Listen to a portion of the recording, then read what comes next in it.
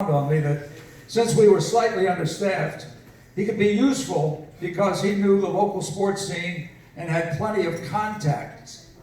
I arranged his transfer to sports, and thus was born the city's first TV sports assistant producer. His job was to scoop local stories no other station would have because of his sports background and also of all the contacts that he had. Inadvertently, I created a legend. Just ask him. Anyway, a successful 30-year career at Channel 6 and 10, and a major football spotter for top network announcers like Merrill Reese, Beasley Reese, Jim Lampley, Jim Kelly, Lindsey Nelson, Al Meltzer, even me on a few games. He went on to become a top sports talk show host in San Diego, but realized he had to get back to the East Coast and returned and conducts his talk show hosts at two local suburban radio stations, one of them at Merrill Reese's station up in Bucks County. He was inducted into the Broadcast Pioneers Hall of Fame just last year, Mr. Filibuster Bill Werdell.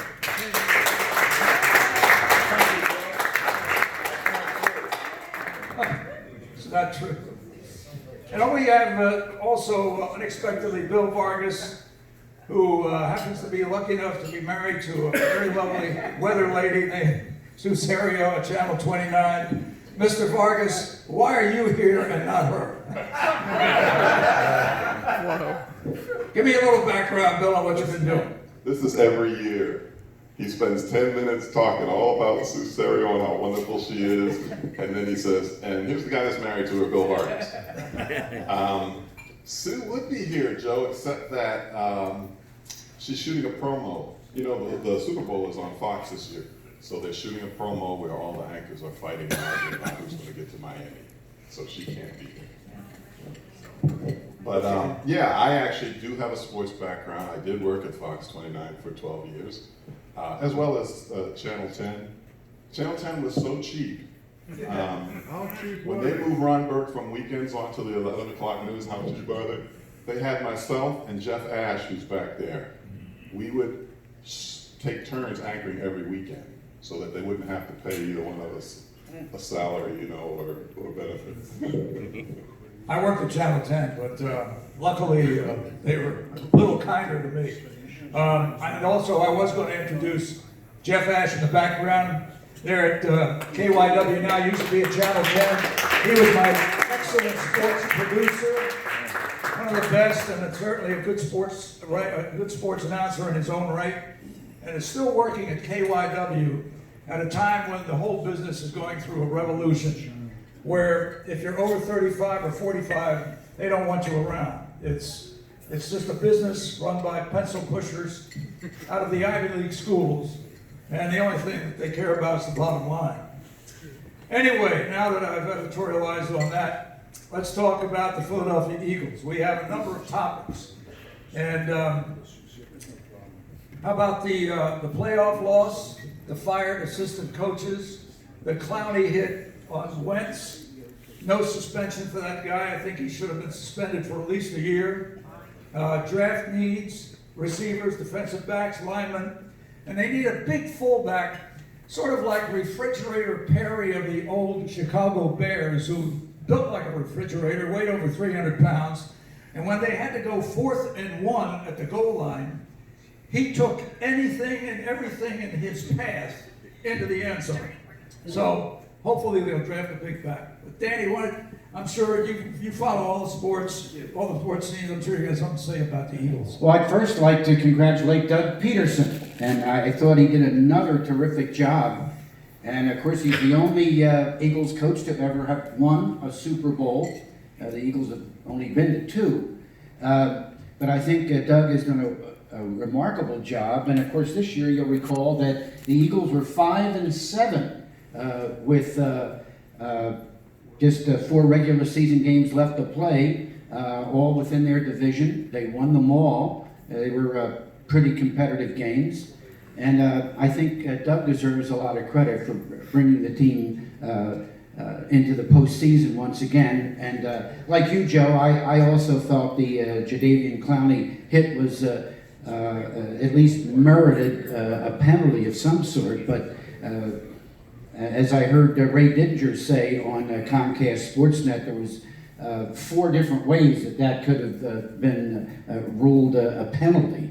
And for everybody to miss it, all the officials on the field, I thought was very disappointing, and it certainly changed the complexion of that game. I have to believe if Carson Wentz had played for most of that game, the Eagles would have gotten into the end zone a couple of times. Yeah, to me, Clowney made an extra effort to hit him in the back of the head with his helmet, the way he came down on him, because he was already basically down.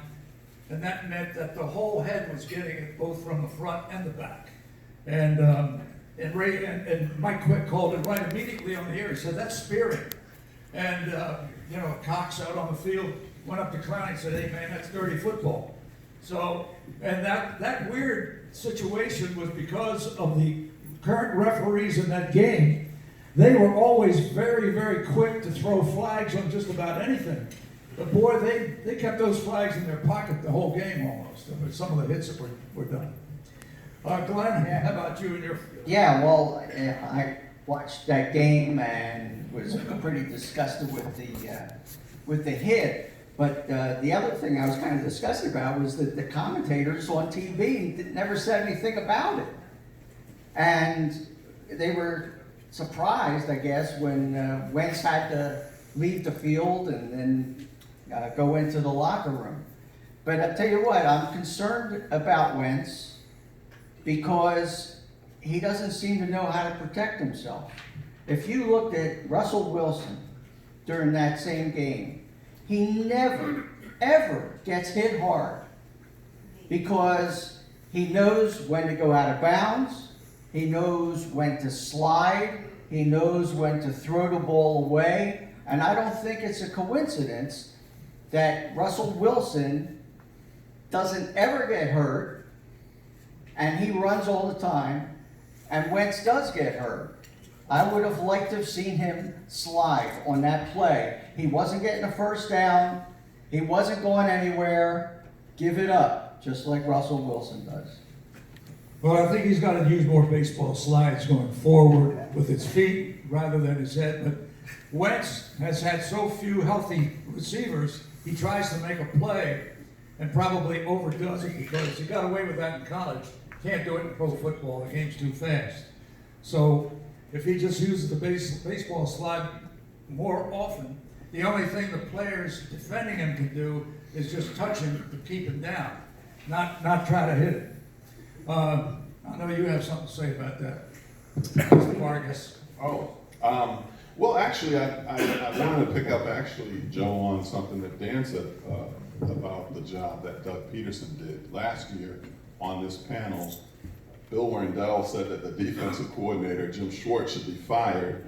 And I didn't, should be fired. And I didn't quite agree with him, but I did go on a pretty nasty rant about the terrible job that Jim Schwartz did. So I do feel like Doug Peterson and Jim Schwartz deserve some credit this year. Obviously, Billy Wendell doesn't agree. But to get that injury-riddled team into the playoffs was an amazing thing. At the same time, I feel like there was once you had all these injuries, right, and you're playing with practice squad players, that's the time when you really need to get more creative offensively, and instead Doug Peterson did the opposite. He got super conservative. And yeah, you don't have guys with great speed that you can throw the ball downfield to, but you can't just start throwing a screen pass every single play. And I think that's why, for a while, they were 5-7, because Doug got so conservative, and there were like 3 games in a row where I'm screaming at the TV, throw a long pass, throw a long pass. And they didn't throw one long pass for like 3 games. So you don't have a great speed receiver, but you still gotta do it. You still gotta keep the defense honest. And then they finally brought Shelton Gibson back off the scrap heap, threw a long pass to him, and got a pass interference and got 30, 40 yards out of it. So I feel like Doug finally in the last couple games of the season really started to hit with a little bit more creativity with the offensive play calls, and that's part of why they won the games, and then they also were playing some pretty bad teams. And, you know, normally you're 5-7, you're out of the playoffs before you even get to game 13, but the Dallas Cowboys stumbled and bumbled like the punks that they are and gave us an opportunity. But, you know, overall, I don't want to beat up Doug too much because they did make the playoffs, and under the circumstances, that was pretty good. It was a weird year, and the injuries, as you mentioned, were just a devastating element to the Eagles' fortunes this year. When your receivers cannot separate themselves from the other team's defensive backs, that's why the short game is the only passing game he had. Now, you're right. They should have just thrown some long balls and hoped for penalties, because there's plenty of stuff going on between the defensive back and the receivers. I've seen so many pass interference calls that were not called this year. I mean, it's amazing what they are allowing to go on. So hopefully the league has got to take a look at this stuff, and I mean very, very specifically, because the fans just are not buying it. And believe me, if they think something's going on like a fix, and we'll get to the fixes in baseball in just a minute, which is a terrible story right now, you're going to lose not only ticket holders, season ticket holders, but the game, you know, could really be on the edge of really extinction by their own actions or inaction, and that a whole new league may come in and replace them, including all the people that run it. Billy, next. All right, you talk about Clowney's hit was a cheap shot. He should have been suspended for 1 game. He should have been fined. The other thing, Mr. Hurricane Schwartz brought up, the NBC did not make a reference to that, because that's because of Roger the Dodger Goodell. They're up for a new TV contract. They don't want to jeopardize it. CBS, Fox, and NBC, and ESPN will not come down on the referee. That is the big, big problem. All right? And when you are dictated by the National Football League, and Joe, you mentioned about the fans. Fans won't go away, because 100 television shows, 92 of the top 100 television shows are all sporting events. And that's because of fantasy sports and also gambling. And the average fan is being driven away because of the price of tickets and the price of cable. But there has to be something done. And I don't think it'll happen in our lifetime, maybe in the next lifetime. Well, when Mr. Kaepernick came in and started kneeling at the national anthem, believe me, a hell of a lot of people that did buy tickets refused to go to the games. That's something. Remember, attendance is down this year appreciably in the last 10 years. This is the lowest attendance around the National Football League. Yeah, and there's no question that NBC, I used to work for NBC in Washington at Channel 4. You know what it stood for in the newsroom? Nobody cares. NBC. It's like, you see that in and out of the business, depending on what market you're in. If the people that work there don't feel they're getting a fair shake, or there's things going on that are not helping them in the ratings, you know, the people that are in the newsroom are not stupid. They can see what's going on. It could be poor pay. It could be all sorts of different little things about the business being run. Hey, Joe, I'd like to ask Phil about the Schwartz thing. You know, he still wants Jim Schwartz fired. Absolutely. I'll tell you another guy I want fired too. It's about time that people really put this man on the carpet, is Howie Roseman. Howie Roseman is not the right guy for this job. He can be a cap guy all he wants, but knowing personnel and evaluating personnel takes a certain breed of people. And that you have to identify talent. And I don't think Howie Roseman is capable of identifying talent. They have 10 draft picks this year. They better hit on 7. And everybody looks at the draft this year, wide receiver position. 40 or 45 wide receivers will be drafted this year, and there'll be a lot of free agent wide receivers as well. Schwartz should be gone, but it's Howie Roseman's ears and eyes in the locker room. Well, they had Go ahead, Joe. Joe Douglas, who was supposed to be a draft guru last He's year. a very sharp guy. He'll tear the fortune of the Jets around. They'll be in the Super Bowl Yeah, but in 3 years. did he have The Jets will influence? never be in the Super Bowl. They will be in the Super Bowl, my friend. The Jets. The Jets, Jets.